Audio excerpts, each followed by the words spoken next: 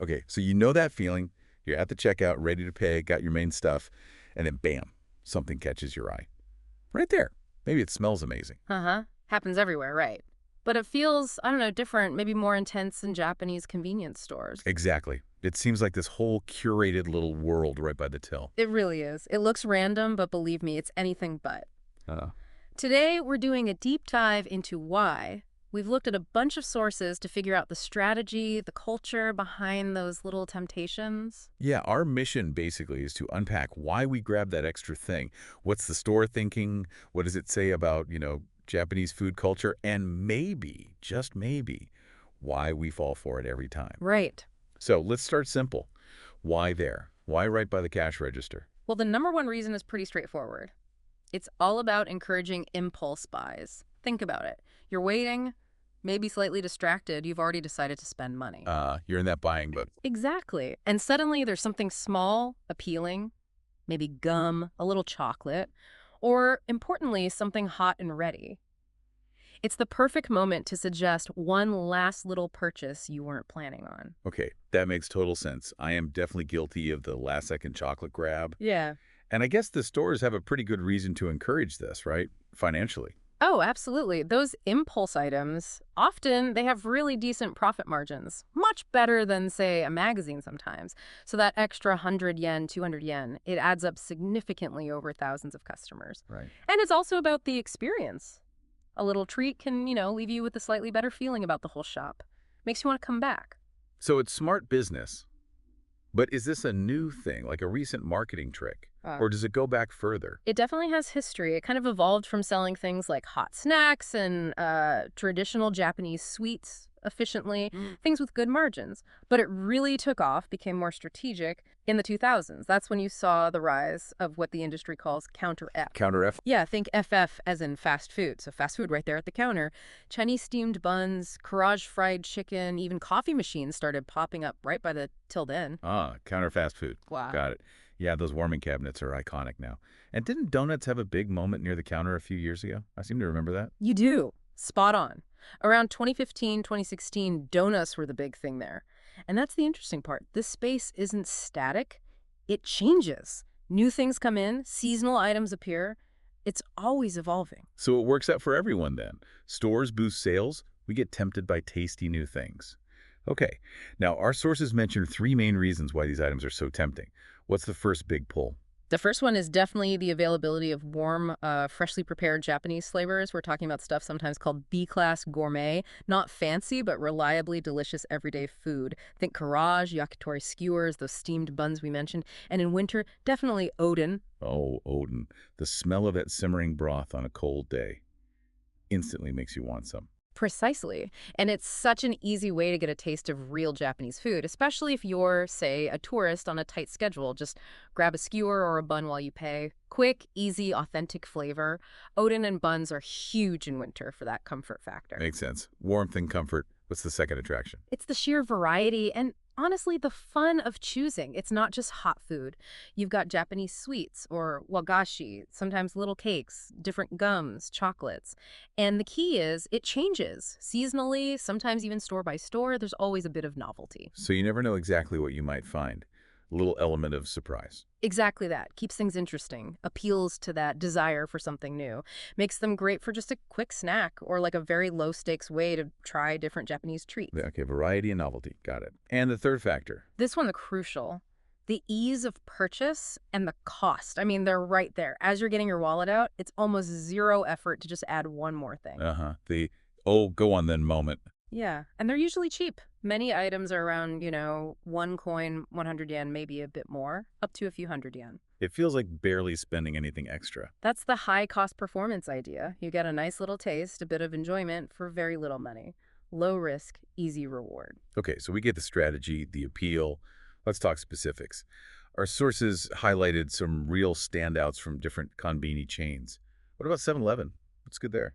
Right, 7-Eleven has been doing some interesting things with in-store baking in certain locations. One they mentioned is the fluffy melon bread baked at the store, apparently baked fresh when you order in some shops. Wow, freshly baked. in a Right. convenience store. That's unexpected. Yeah, it sounds amazing. People say it's got that perfect crispy outside, super soft inside, really buttery, and it's only about 160 yen. They also do a butter-scented financier baked at the store. Same deal, baked fresh.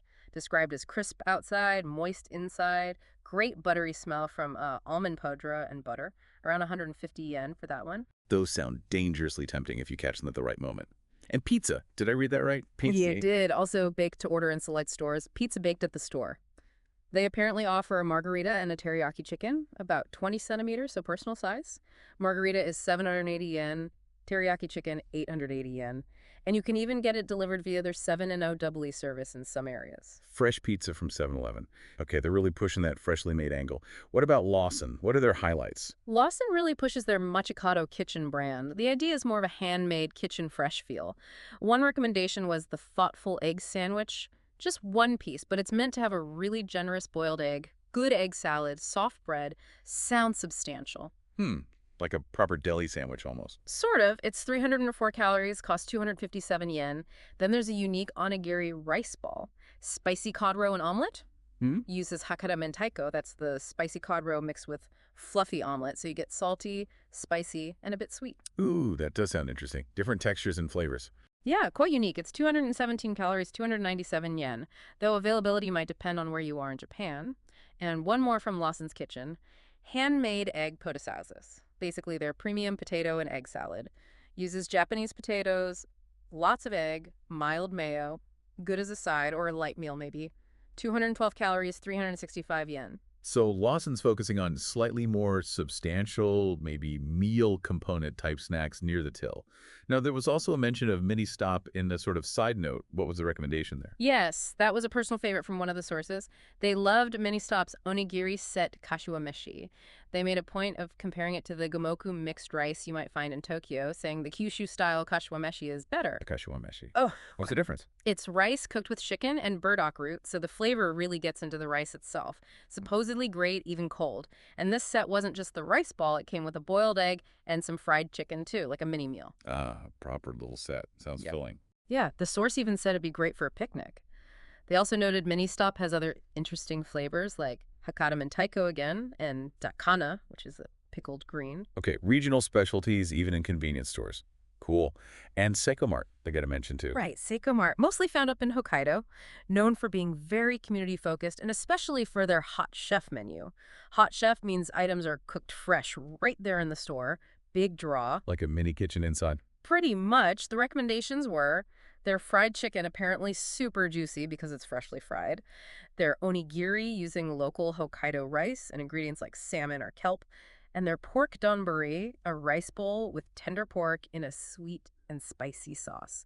A real Hokkaido taste, they said. Focus is definitely on fresh, local flavor. Wow, it really shows how each chain kind of has its own personality, even just in that little space by the register. Yeah. So, okay, for listeners, maybe someone planning a trip, how can they best experience this? What should they do? Well, the sources had 3 good tips for visitors.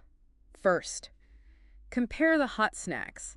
Specifically, try the fried chicken from different places, like Family Mart's famous Famichiki, 7-Eleven's Karajbo, Lawson's Karajkun. Notice the differences in taste, texture, seasoning. It's a fun, tasty comparison. Like a fried chicken tasting tour of convenience stores. Mm. I like it. What's tip number 2? Keep an eye out for seasonal specials and brand new items. It's not just the same old stuff week after week. You'll see special steamed buns in winter, maybe new ice creams or hot dog flavors in summer. It's a really easy, cheap way to taste what's trending or what season it is in Japan. That's a great point. It connects you to the time of year. Okay, and the third way? Just embrace the flexibility. These things are super easy to eat while walking around. You can grab one as a quick snack or combine a couple of things, maybe a hot snack with a salad or some bread for a really simple, cheap meal. You can even customize them sometimes, add sauce, whatever. It's all about convenience and accessibility. So yeah, it's not just the impulse, it's practical too. A quick, affordable taste of Japan. Exactly. The strategy gets you to look, but the taste, variety, and convenience make it work. This has been genuinely fascinating. I mean, who knew so much thought went into what sits next to the cash register? We've covered the impulse buy strategy, the history with counter fast food, those key attractions, the warm food, the variety, the price. Yeah, and looked at some specific examples from 7-Eleven, Lawson, Ministop, Seiko Mart, and how visitors can really engage with it all. It really does show how something seemingly small, like snack placement, can tell you a lot about food culture, consumer habits. Absolutely. So maybe next time you're waiting to pay, anywhere in the world really, just pause for a second. Look at what's right there trying to catch your eye. Think about those subtle nudges in our own environments. What are your personal convenience store impulse buys? And hey, what might that say about you? Yeah. Definitely something to think about.